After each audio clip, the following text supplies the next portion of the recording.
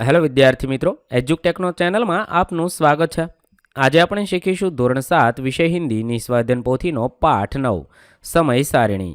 પાઠ 9ના સ્વાધ્યાયન પોથીના તમામ પ્રશ્નોના જવાબની અહીં આપણે સમજ મેળવીશું।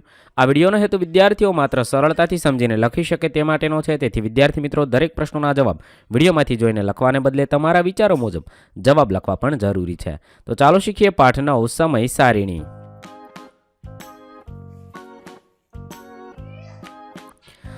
सर्वप्रथम प्रश्न नंबर 1 अ, आपके परिवार के सदस्य द्वारा की गई खरीदारी का कोई एक पर्चा यानी कि बिल चिपकाइए और उसके संदर्भ में निम्नलिखित प्रश्नों के उत्तर दीजिए। अहींया छे तमारा घरमांथी कोई व्यक्तिए कंई खरीदी करी होय अने तमारी पासे बिल होय तो ते अहींया ચોંટાડવાનું છે અને તેના આધારે નીચેના પ્રશ્નોના જવાબ લખવાના છે। અહીંયા મેં એક બિલ ચોંટાડેલું છે, તેના આધારે આપણે નીચે આપેલા પ્રશ્નોના જવાબ લખીએ। सवाल नंबर 1, उपरयुक्त चीज वस्तुएं कौन सी दुकान से खरीदी है?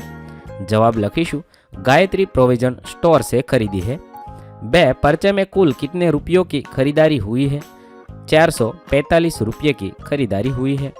3, पर्चे यानी कि बिल में बताई गई चीज वस्तु की सूची लिखिए। तो सूची में है घी, रसना पाउडर, कॉफी, पार्लेजी बिस्कुट लिया गया है। सवाल नंबर 4, इन चीजों में सबसे महंगी वस्तु कौन सी है? घी सबसे महंगा है। 5, उन चीज वस्तुओं की गारंटी या वारंटी दी गई है? कितनी? किसी भी वस्तु की गारंटी या वारंटी दी गई नहीं है। આવી રીતે તમારે કોઈ પણ બિલ લગાવવાનું છે અને તેના આધારે આપણે આ પ્રશ્નોના જવાબ લખવાના છે।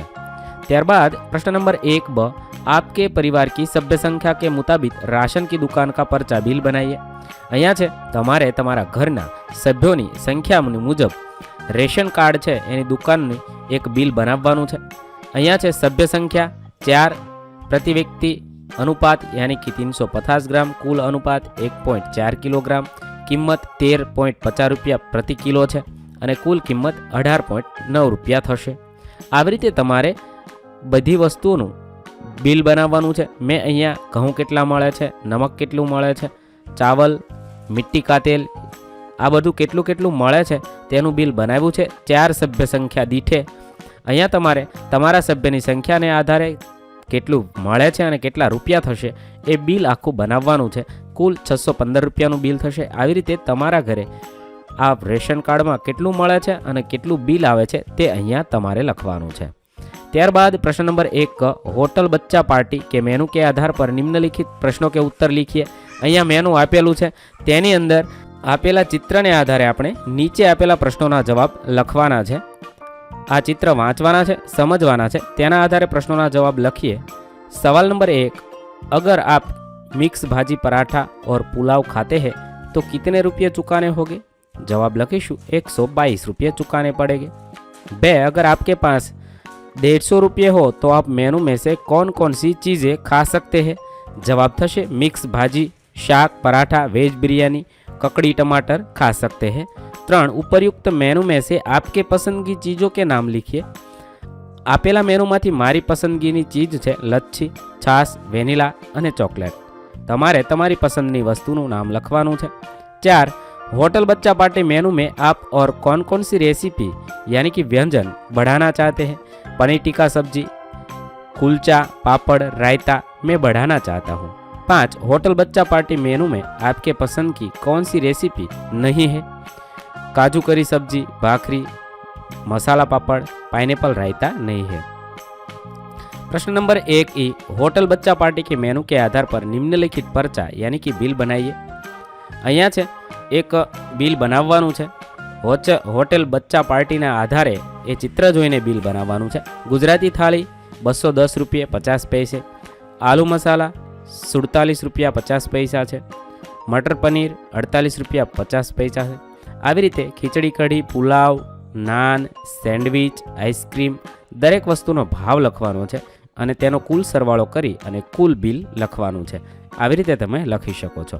ત્યારબાદ प्रश्न नंबर 2 आपके बस्ते में जो भी सामान है उसकी सूची एवं मूल्यांकन के आधार पर पर्चा बनाइए। अहींया बिल बनाववानुं छे। तमारी थैलीमां कई कई वस्तु है तेना आधारे तमारे बिल बनाववानुं छे। चोपड़ी है तेनो भाव 70 रुपया है। Copy, compass box, lunch box, pencil, scale, eraser, sharpener, આ બધી વસ્તુ મારા થેલામાં એટલે કે મારા બેગમાં આટલી વસ્તુઓ છે તેના આધારે બિલ બનાવ્યું છે. તમારે તમારા બેગના આધારે તેની અંદર કેટલા રૂપિયાની વસ્તુ છે તેનું બિલ તમારે બનાવવાનું છે. प्रश्न नंबर 2 पाठ्यपुस्तक में दी गई राधनपुर बस डिपो की समय सारणी देखकर निम्नलिखित प्रश्नों के उत्तर लिखिए. 1. काले रंग से लिखित रूट का क्या मतलब है? काले रंग से लिखित रूट लोकल बस सूचित करता है. 2. लाल रंग से लिखित रूट का क्या मतलब है? लाल रंग से लिखित रूट एक्सप्रेस बस सूचित करता है. 3. प्लेटफॉर्म नंबर 1 से कितनी लोकल और कितनी एक्सप्रेस बसें निकलती है? 9 लोकल बसें और 3 एक्सप्रेस बसें निकलती है. 4. ऐसी समय सारणी आपने कहाँ पर देखी है? ऐसी समय सारणी ऐसी समय सारणी मैंने रेलवे स्टेशन पर देखी है. प्रश्न नंबर 2 का आपके 5 मित्रों के नाम, जन्म दिनांक, ऊंचाई और वजन लिखकर सारणी बनाइए. તમારે તમારા 5 મિત્રોનું નામ, તેની ઊંચાઈ, તેનું વજન, તેનો જન્મદિવસ લખી કોષ્ટકમાં લખવાનું છે. હું અહીંયા મારા મિત્રોના નામ લખું છું. તમારે તમારા મિત્રોના નામ લખવાના છે, એનો જન્મદિવસ, એની ઊંચાઈ અને એનો વજન લખવાનો છે. ત્યારબાદ प्रश्न नंबर 2 निम्नलिखित जानकारी के लिए कौन सी वेबसाइट देखेंगे?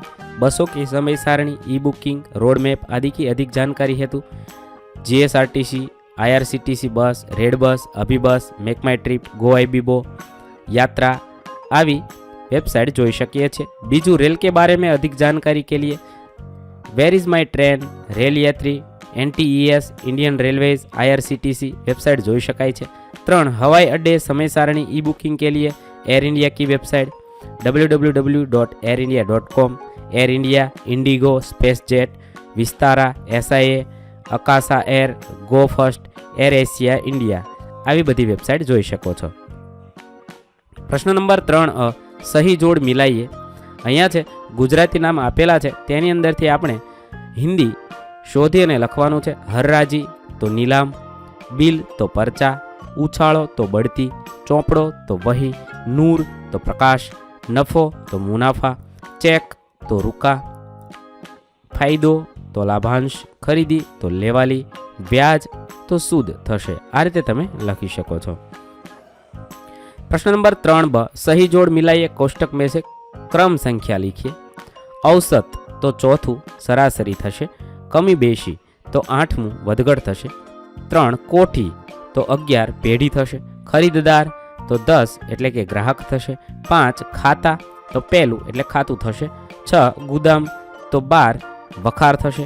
7 ચુંગી તો 2 જકાત થશે. 8 થોક તો 5 જથ્થાબંધ થશે.